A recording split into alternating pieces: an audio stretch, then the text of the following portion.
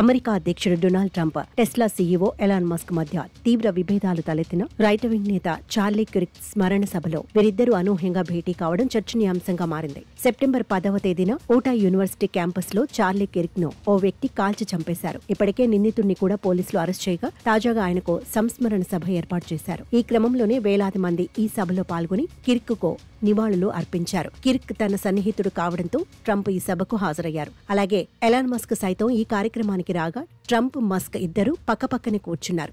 అక్కడే వీరిద్దరూ మాట్లాడుకుంటూ అందరికీ షాక్ ఇచ్చారు. ఒకప్పుడు డొనాల్డ్ ట్రంప్ కు ఎంతో సన్నిహితుడిగా, ప్రభుత్వ సలహాదారుడిగా ఉన్న ఎలాన్ మస్క్ కొన్ని నెలల క్రితం ట్రంప్ ప్రభుత్వం నుంచి అకస్మాత్తుగా బయటకు వచ్చారు. ముఖ్యంగా డిపార్ట్మెంట్ ఆఫ్ గవర్నమెంట్ ఎఫిషియన్సీ అనే సంస్థకు ఆయన నాయకత్వం వహించారు. అయితే ట్రంప్ ప్రభుత్వపు పన్నుల వ్యయాల బిల్లును పిచ్చి, విధ్వంసకరమైనది అని మస్క్ బహిరంగంగా విమర్శించారు. దీంతో ట్రంప్ ఆయనతో ఉన్న అన్ని ఫెడరల్ కాంట్రాక్టులను రద్దు చేస్తానని హెచ్చరించారు. అప్పటి నుంచి వారిద్దరి మధ్య విభేదాలు పెరిగాయి. ఆ తర్వాత మస్క్ సొంతంగా పార్టీని కూడా ప్రారంభించనున్నట్లు ప్రకటించారు. కానీ ఆ తర్వాత దాని గురించి ఒక్కసారి కూడా మాట్లాడలేదు. ఇలాంటి కఠిన పరిస్థితుల తర్వాత మళ్లీ ఇద్దరు ఒకే చోట కలవడం ఆసక్తిని రేపుతోంది.